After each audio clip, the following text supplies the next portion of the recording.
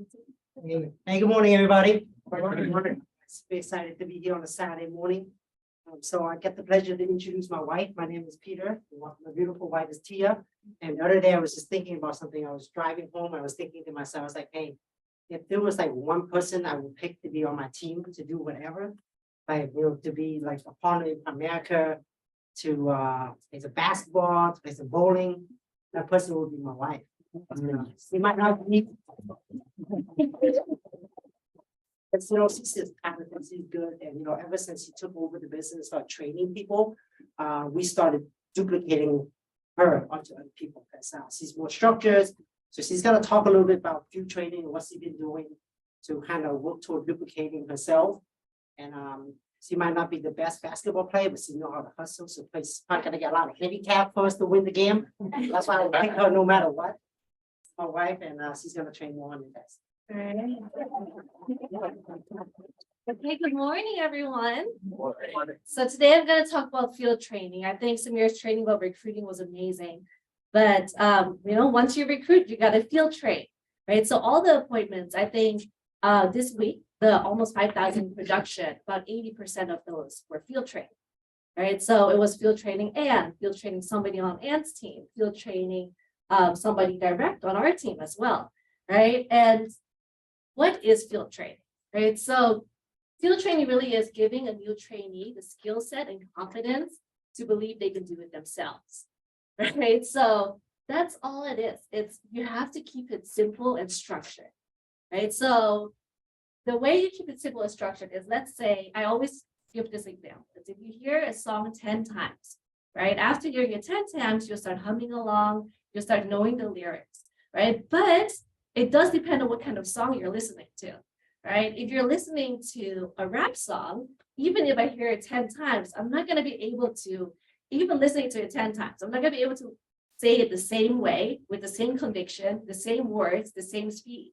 right? But if you listen to a nursery rhyme 10 times, you'll definitely know, right? So there's a reason why Baby Shark is #1 on YouTube, right? It's the same thing. It's so easy. You hear it a few times, you'll know how to sing along, right? So the presentation is not meant to be hard, right? It's meant to be easy, because sometimes you think, hey, if I talk a lot, if I give a lot of information, I'm going to sound smart. The client thinks it's definitely going to move forward, right? The client is not listening, right? The recruit, the trainee is not listening. The only person listening to you talking is yourself, right? And you think you're doing amazing, but everyone else is not listening. So keep it simple, keep it structured, and that's how you can have duplication, right? I never want to finish a training appointment and have my trainee tell me, wow, Tia, that was awesome. Like, I don't know how you did that, but that was amazing. I'm going to take you on all these appointments, right? I want them to say, wow, Tia, that was awesome. And it wasn't that hard. I think I can do this, right? Because that's how you can really, truly have duplication. It's not my job to be the best, right? I just want to be able to have enough so I can duplicate that into somebody else, so that they can do enough as well. And then in order to do that, you want to become the person you want to duplicate, right? If you are not a good soloist and you don't know what you're doing out in the field, inside, you're not going to want to duplicate yourself, right? You also don't want to take people on appointments because you don't want to expose yourself if you don't know enough of what you're doing. So anyone that is a soloist, I always say, practice the presentation as many times, right? Record yourself, practice it on your spouse. That's how I learned the presentation is Peter, my original field trainer, right? He's the one who practiced on me all the time, right? So through whatever he messed up on, I was like, I'll never do that, right? And whenever he did good, I'm stealing it and I'm using it, right? So become the person you want to duplicate, because everything is a mental game.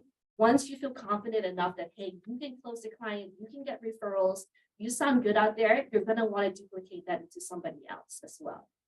And then immediate reward versus future fortune, right? So solo appointments, you get immediate rewards, right? We go out there, right? We get a client and you get paid within 1 to 2 business days. And not just do you get paid really handsomely, right?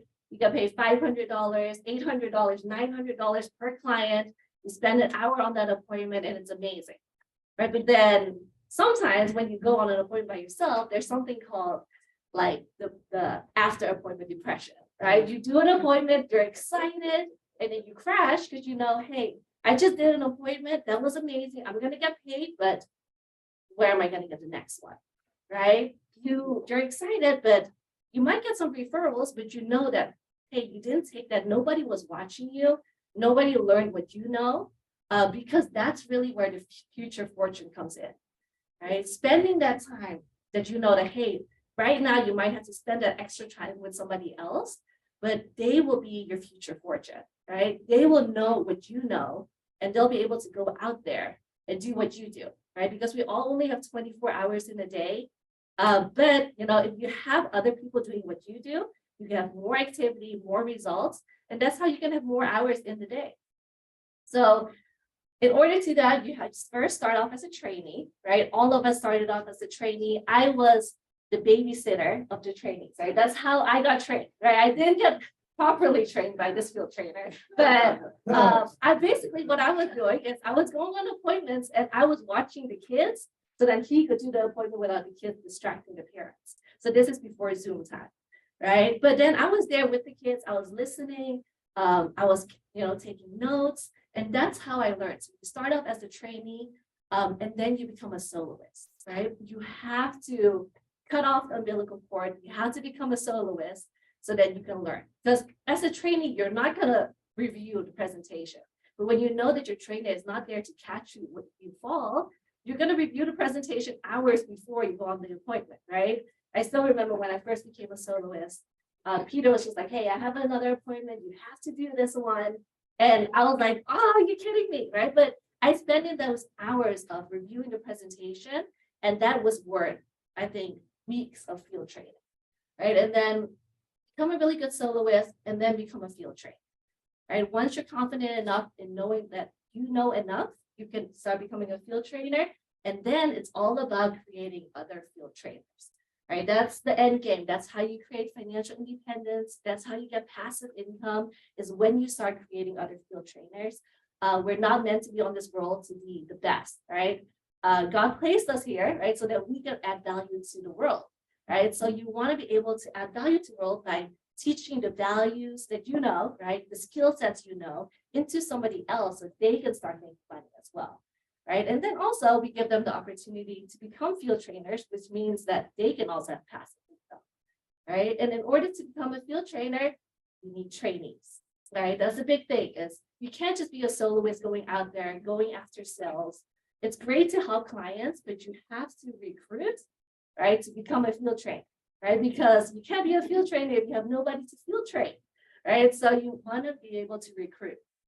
And anytime we go on appointments, of course, and anyone that did the Fast Start meeting, the main purpose is to get training, get referrals, get recruits, or get a client, right? So that's the purpose of the field training appointment. And this is the way I make sure anyone on my team gets field trained.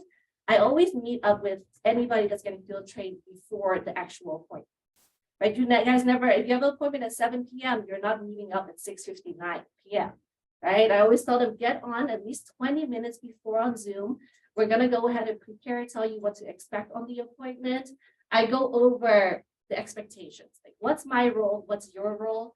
And then tell me a little bit more about the client, right? What's the relationship there? How do you guys know each other? And you can gather a lot of information before even meeting the client.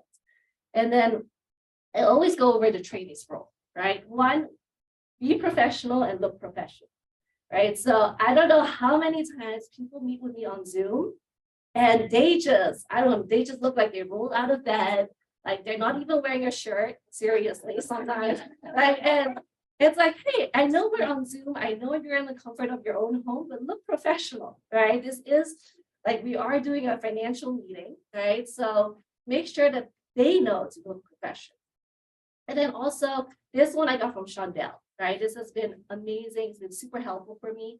I tell any of my recruits, hey, say 1 minute of why you decided to work with us and why you're excited about the opportunity, right? So when I introduce the recruit and I say, hey, share this with me. So I want them to tell me first, right? when Shondell first said this, I was like, this is an amazing idea. I'm going to use it. And the first time I did it, I don't know what the recruit said, but they went on and on. And I was like, no, that did not help the whole like training at all, right? So you want to make sure they tell you, and you guys can kind of work together to make sure that it's structured right, right? So this is amazing because nobody wants to diminish excitement, right? So if the recruiter is like, I'm so excited about this, I want to make this my career, I really think that I can help people through this opportunity, the client is not going to go and diminish their excitement, right? They're going to feel, oh, they're really excited about this. They're serious about this. I've never seen them serious about anything like this before. And they're going to start paying attention. And then the trainee's role is to ask for referrals, right? You always want to go over. Jen has a really great training about this on YouTube about how to ask for referrals. This is a big thing as well as you want to lead into why you deserve referrals, right? And then have the trainee ask it. Because they're going to be more open to give the trainee referrals than you referrals, because this is going to be the first time you're meeting the client, right? And then the big thing is to take notes, right? When I first started field training, right, Hai was, I think, the first person I ever field trained. And the biggest thing he did, right, I don't know if he remembers, right? He used to always interrupt the presentation all the time, right? So I'll be going over a whole line and he'll be like, wait, is that how it works? or the client will be like, there'll be a pause, the client is thinking, and he'll be like, you don't have to make a decision today. And I'm like, yes, you do.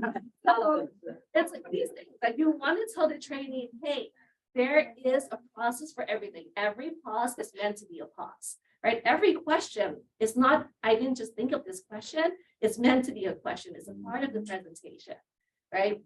The way I say everything is a part of the flow. And every time you interrupt it, the flow is going to get messed up, right? So make sure that you prepare the trainee. And you just tell them, hey, it doesn't mean that I'm not open for questions. I'm not open for concerns, but write them down. We'll answer them afterwards, right? And then I make sure that they have these things written down, these 9 things. There's 3 questions I ask the client. Our business is all about asking questions, right? It's not about making statements. So it's all about questions. I want them to write down 3 questions I ask the client, and every time I want them to write down different questions I ask the client.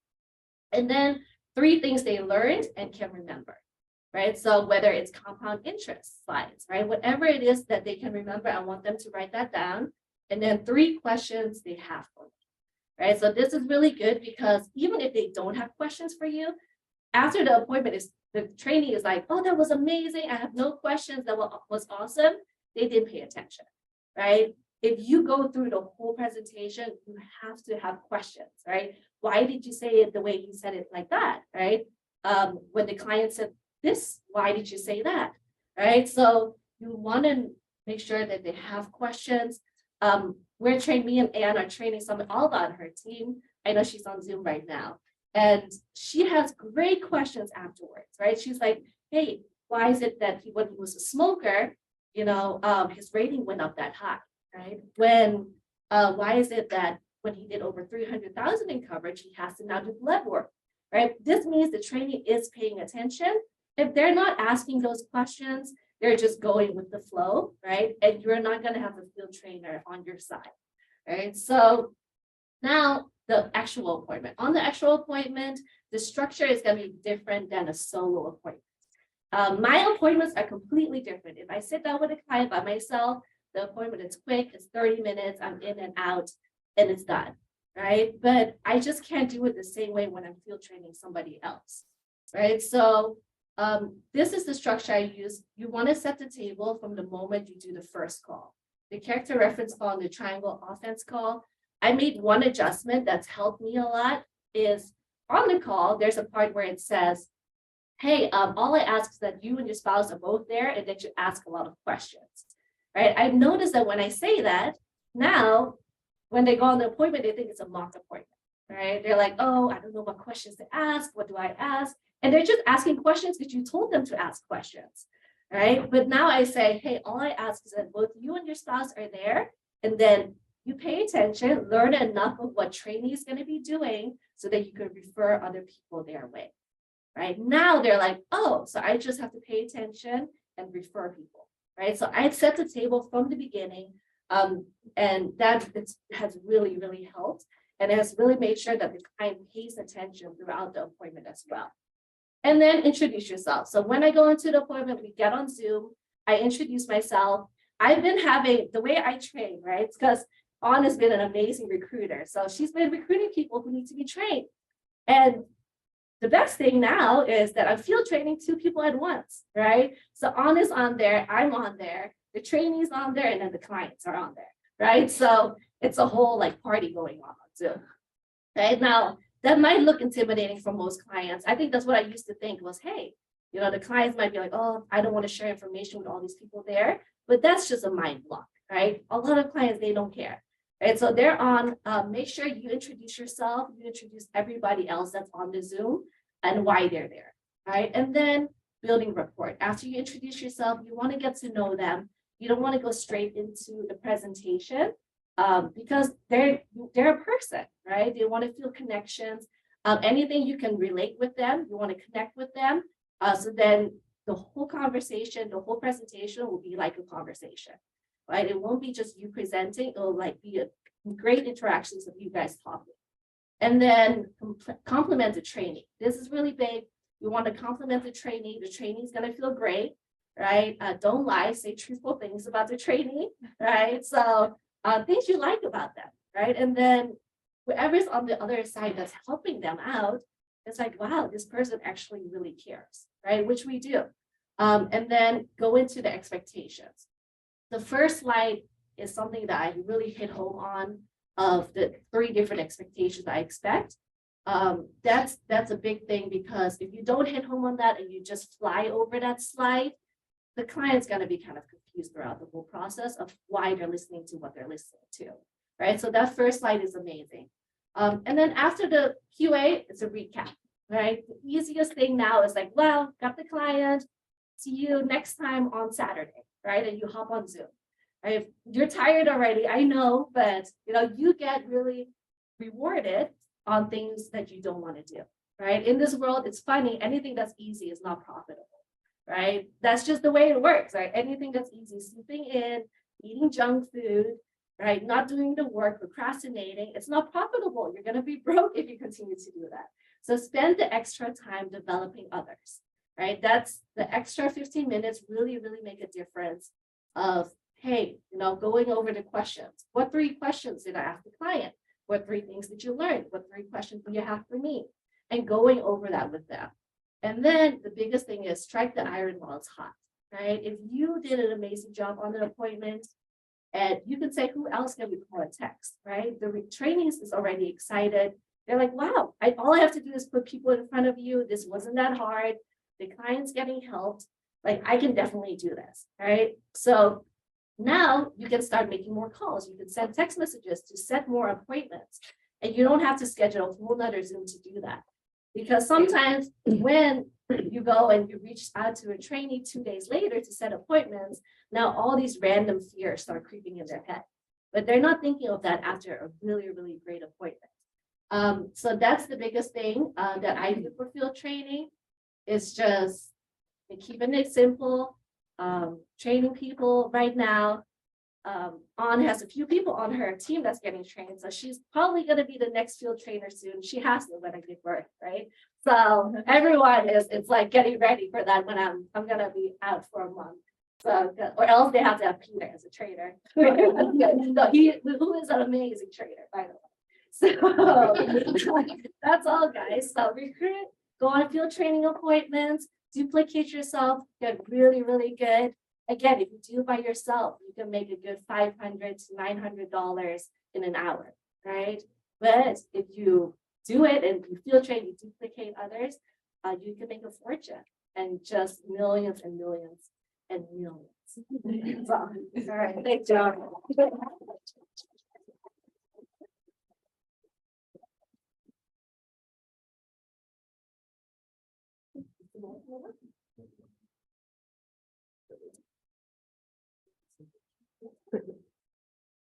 All right, so anybody that has gas, I think. No, no.